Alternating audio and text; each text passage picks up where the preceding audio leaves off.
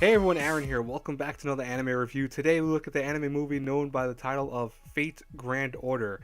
Now, I do want to say that this does per se tie into the other Fate series. You don't really per se need to know anything about those, but I would say that you would get more information if you did know about those other Fate series, like Fate Zero and Fate Stay Night, etc. And this is based off apparently a video game, actually, like I think a mobile game that came out by the same title, and the whole concept of it became then of an anime, of course. But the anime is not done by a few Photoball. Don't expect anything in terms of like that graphics or animations of that. This is done by a company called Laydeuce. Now, this is, like I said, a movie. It's a 72-minute movie, 73 minutes if you include credits and all that. And I'll tell you right now, there's some good to be had here, and there's also a lot of bad. I'll be honest with you. Like, I want to talk about the good stuff first because I feel like we'll start this on a good note. I don't want to right away say what's wrong with this movie per se. I want to focus on the good stuff because I can do that relatively fast. So the one good thing about this is the animation. No matter what, I know Ufotable has a very usual technique with their Fate series nowadays, and I think for most people, having seen Ufotable's work on Fate Stay and Fate Zero, they expect some greatness out of the Fate series in general. With this company that did Fate Grand Order, I will say it still looked amazing. Like, it wasn't as good as Ufotable, of course, but the animation was still very nice, very slick. The actual fights in the show were really well done, and honestly, I love the character designs. I think they were all really solid. I think they were actually really cool twists of how other characters usually look in the Fate series. I like, for example, Archer really looked badass, etc. They went with one of Saber's outfits, which is like the dark version of her, so that's not really per se anything unique, but it was cool to see that actually in an anime because I don't think we've seen that too much in any anime. We've seen mentions of it, but we haven't actually seen it. Now, the other good thing about this is the fights and the actual music. I love both of these things. The fights were awesome. When they were fighting, it was really well done. It visually, like I said, was very strong. The actual music that went along with it was very good. It actually worked really well in tangent with the story in general when it was just kind of on lull moments, and then when it was actually in heated combat, the music was really doing a very good job of kind of keeping flow with the whole show in general. Now, voice acting also to be included with that was also very well. I had no issues with that. The issues I have with it are the story and the reason for even this thing kind of being a thing. So, what I can gather from the story is this. So, we are in essentially 2015, a kind of alternate reality, where what's happening in the world is that we're seeing the future becoming a thing that's going to die out, and humanity is kind of screwed. So, what they have done is they have created this organization called Chaldea, which their job is to actually send troops into the past to fix the future. By doing this, what they can actually do is they can alter events that are big. Like, for example, one of the ones that they're focusing on is the Grail War, for example. And that's kind of where the story takes place in it. Now, we have two main characters. We have Fujimaru and Mash. These are the two main people that are going to be in the concept. And during a specific event that happens, they are sent back in time to the Grail War, kind of alternative take on the Grail War, where things are going really down south, where a lot of these servants have kind of risen above their masters and have decided we don't want the Grail War, we just want the Grail, but also we don't want to deal with our servants, so they kill their servants off half the time, or somehow being summoned without their servants. Now, I'll be honest with you, that is for me looking something up also and kind of going in my own knowledge of watching the movie, because I had to ask like 3 other people what was happening in this movie. That's what I'm trying to get at. Like, I was so lost and confused in this movie, and it's very rare that I don't understand what's going on in a movie, especially an anime movie, because I usually can kind of figure out what the story's trying to go for, what the characters are trying to do. And this, it just seems like things were happening. A perfect example is one of the characters, I'm not going to spoil it, but at the end of the movie kind of dies. We're going to say that. I want to put in air quotes dies, because we don't know if they're actually dead or really fully dead or dying. But they claim that this is their first time dying, and then 2 seconds later they claim, why does this always happen to me? So is that your first time dying, or is this your second time dying? What is that? Things that happen randomly are like characters showing up, why they even being on one side or a particular side. We have certain characters that have no allegiance to other characters who would decide, you know what, I'm going to work with you or I'm going to work against you. It's the characters in the story that make no damn sense. It's even like the 2 main characters, Fujimaru and Mash, who are, a couple essentially. I want to say quote couple. why are they a couple? They just met each other at a random occurrence. They end up kind of falling for one another. They end up becoming master and servant. Well, I'm not going to say why or how because even I don't really fully understand why or how.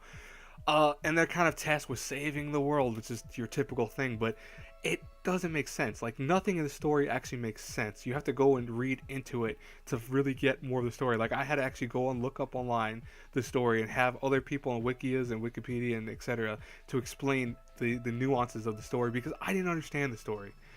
And I don't think most people that are going to go into this are going to understand the story. Maybe diehard fans, if you know what the hell is going on, it could be because you're playing the games, or it could be because you played some of the knowledge from before, and kind of use it for now.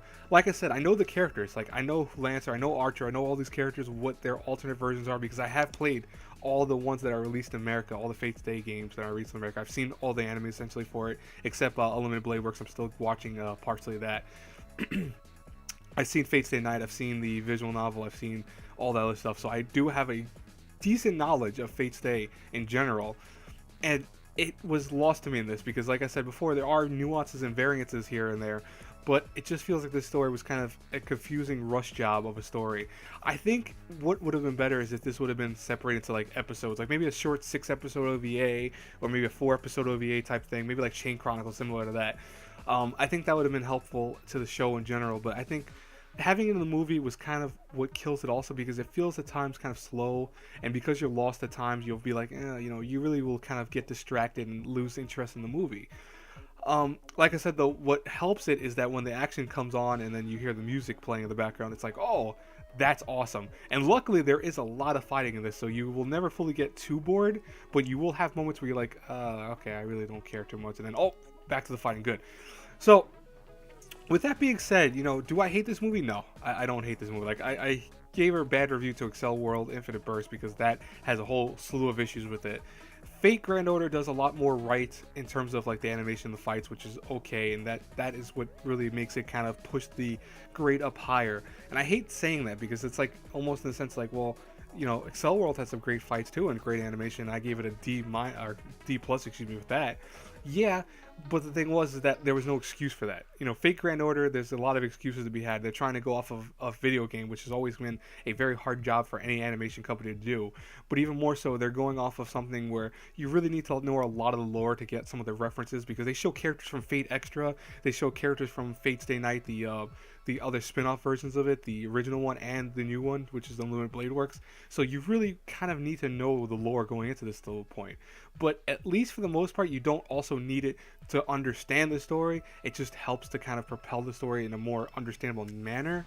But I would say right now, and I usually don't tell people to do this, but I would say look up at least the basic story of the game.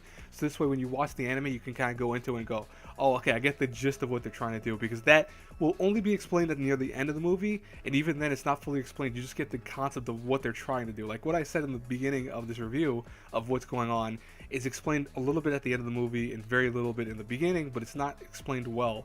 And I think if you go into, like I said, look up the Wikia for it and just don't look up every single concept of the story because you'll get spoiled, of course, in the movie, but look up the main gist of it, like why they're doing this and what's going on, because I feel like that will help you fully understand and kind of invest yourself in the movie.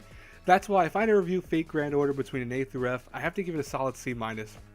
It is one of those movies that it has more going for it in terms of, the animation, the music, etc., the voice acting, and all that's fine.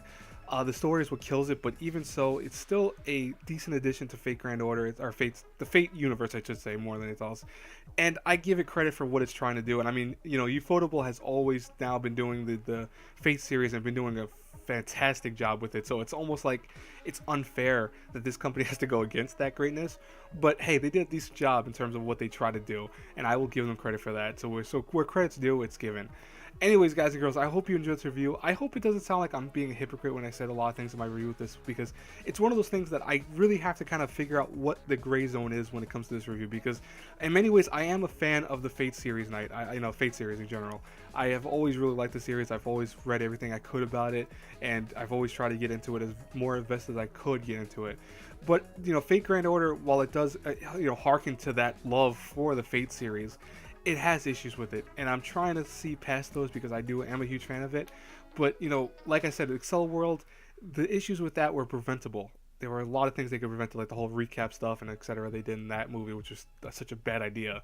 In this, at least they tried to do something that was very different, and it works sometimes, it fails in other ways, but at the most part, it's still a decent movie, and you can still love it if you are a series fan. Anyways, I will talk to you guys later. If you did enjoy this review, please hit the like button, subscribe to the channel, share the video, you know the whole nine. Until our paths cross again in the next review, have a good one, everyone. Hey, look forward to my top 10 harem list. It'll probably be out sometime around 3 o'clock, 4 o'clock Eastern Standard Time today, so hopefully you guys enjoy that. Anyways, I will talk to you later. Bye-bye.